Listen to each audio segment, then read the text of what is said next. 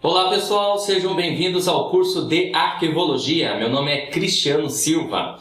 Bom galera, nós vamos tratar aqui dessa ciência muito importante que é a arquivologia, principalmente para a administração pública, para que ela possa ter o melhor conceito, a melhor gestão voltada a documentos e consiga conservar, preservar os seus documentos, que muitas vezes são guardados por muito tempo, inclusive alguns até mesmo guardados aí pela eternidade, de maneira permanente. Então, obviamente, a arquivologia passa a ser algo extremamente importante para os concursos públicos. Eles acabam abordando essa matéria, enfatizando justamente nos conceitos de arquivologia, na gestão de documentos, em programas de conservação e preservação, que é tudo que nós vamos visualizar, verificar aqui no decorrer do nosso curso, tá bom? Bom, o primeiro passo é conceituarmos o que é arquivologia. E nós temos vários conceitos voltados a isso.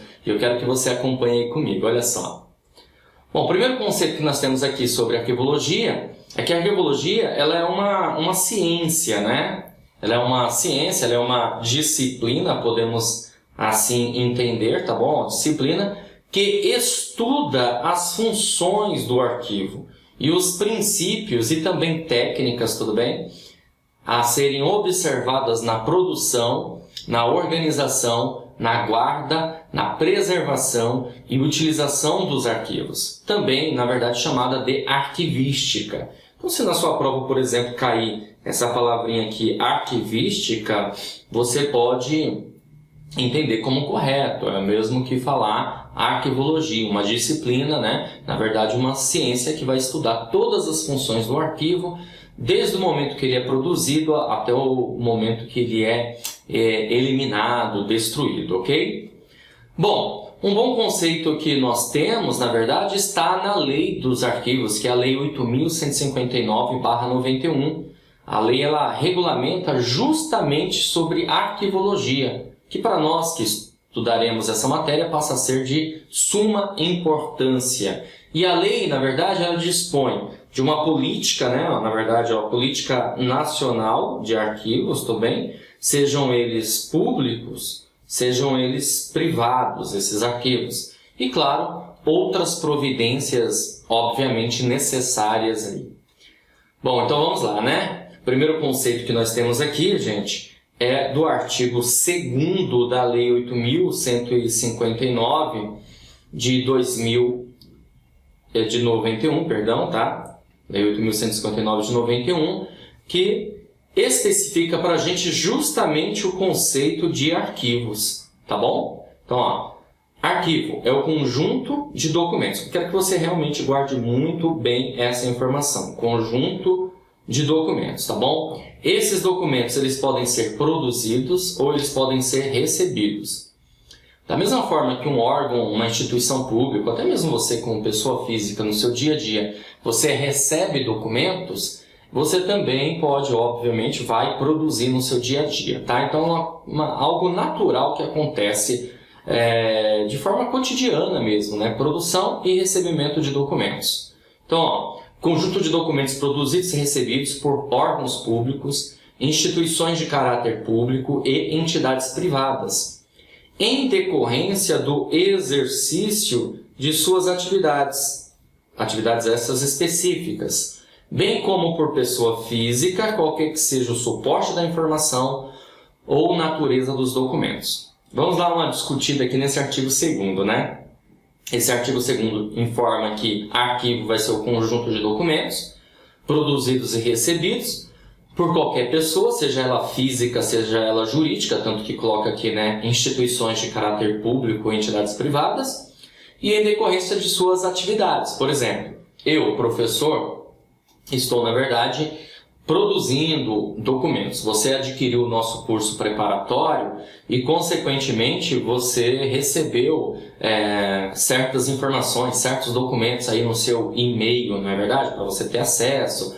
ao curso, essa coisa toda. Então, isso, na verdade, fez o quê? Decorre de uma produção de documentos. Não importa se é pessoa física ou jurídica, tá? No dia a dia, por exemplo, se você recebe conta de água, conta de luz, recibos de pagamento, notas fiscais de produtos que você adquire ou serviços, e consequentemente isso está gerando o quê? Documentos, e aí logo você passa a ter o quê? Um arquivo.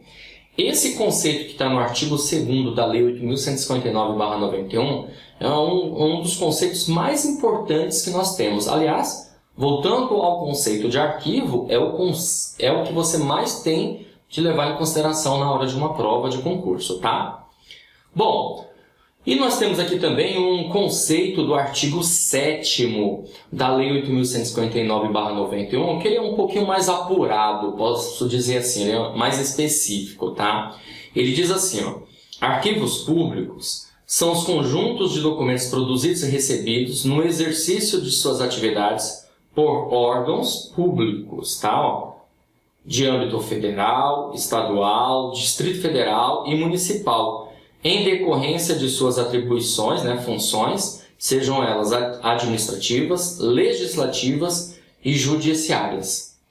Quando eu disse aqui que é mais apurado, porque, veja bem, no artigo 2º, o conceito é amplo, ele é genérico, ou seja, arquivo é qualquer conjunto de documentos, seja por pessoa física ou jurídica. Essa pessoa jurídica pode ser uma entidade pública ou entidade privada, também não importa, ou até mesmo uma pessoa física. Agora aqui não, aqui traz um conceito de arquivo público.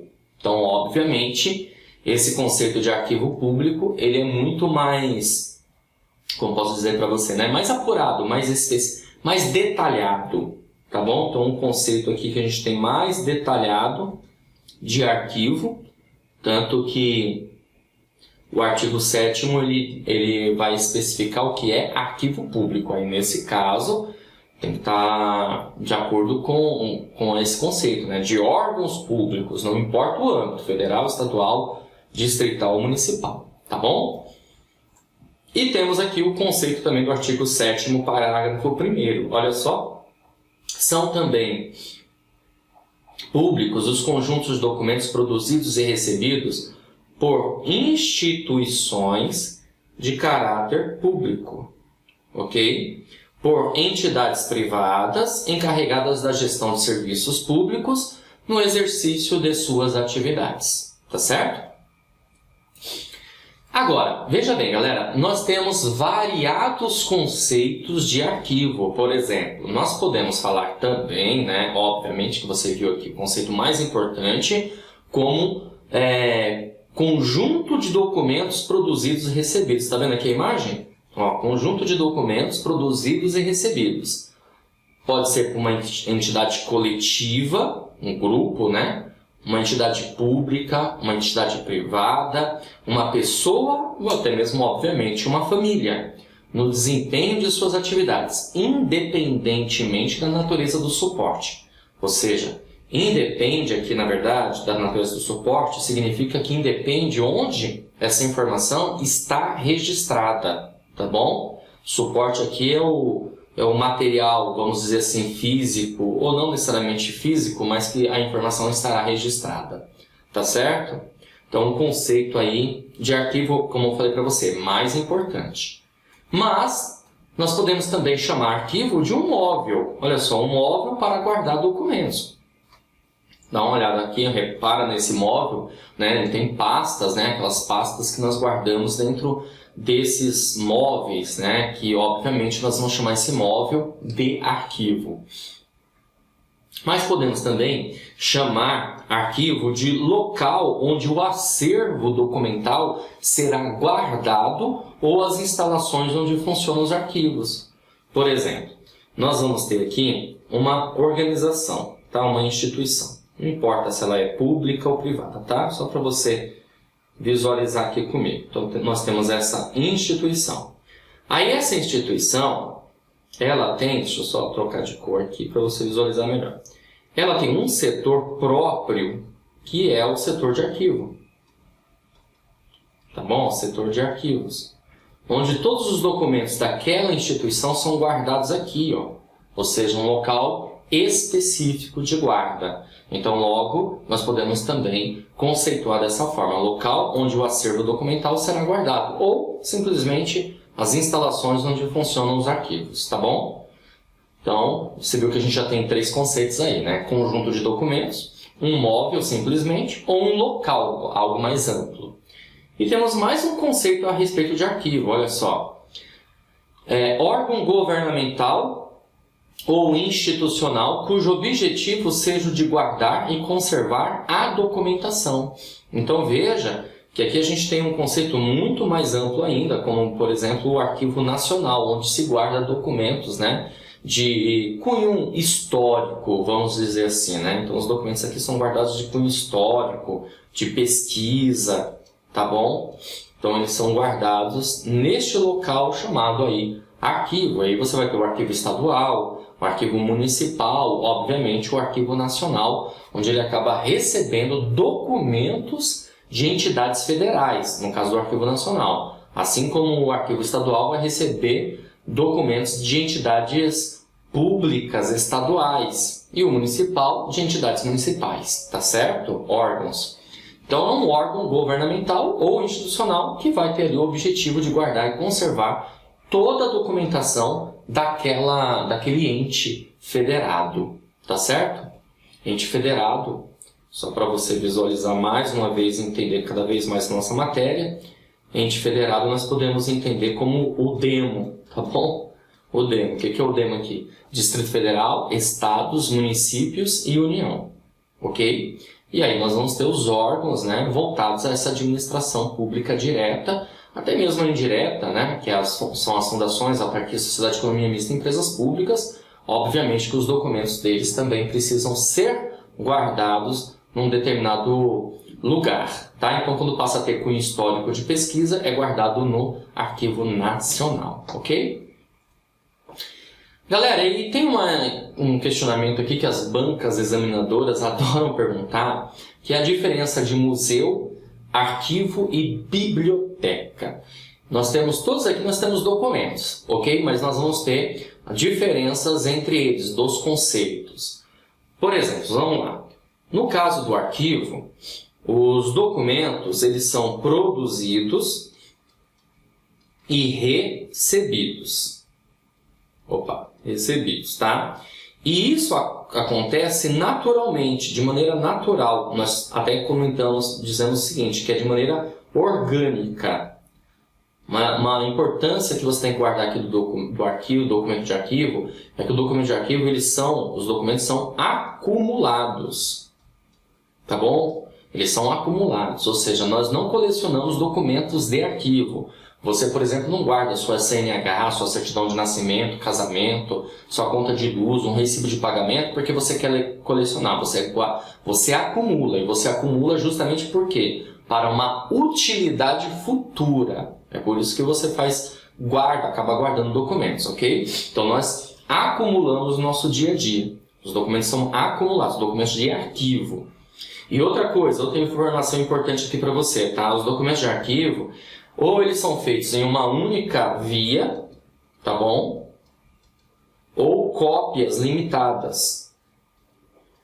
Exemplos, você não vai ter várias cópias de um contrato, você vai ter um número de cópias suficientes, ok? Você não vai ter várias certidões de nascimento, você vai ter uma que é suficiente, ok? Ou é uma única via, ou em cópias limitadas.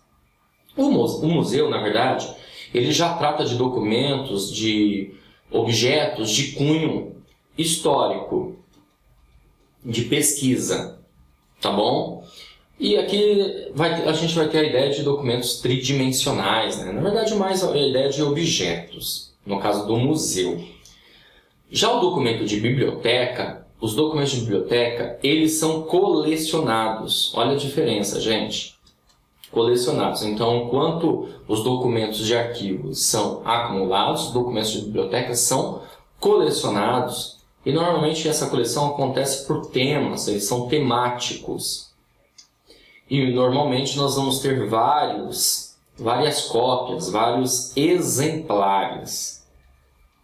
Tá certo? Então por aqui você consegue visualizar, né, enxergar a diferença de uma coisa para outra. Tudo bem? Então os documentos de biblioteca nós colecionamos. Por que nós colecionamos? Porque ele serve para pesquisa, essa é a sua primazia, né, para pesquisa de cunho científico, tudo bem? Enquanto, na verdade, os documentos de arquivo, eles têm, na verdade, cunho administrativo.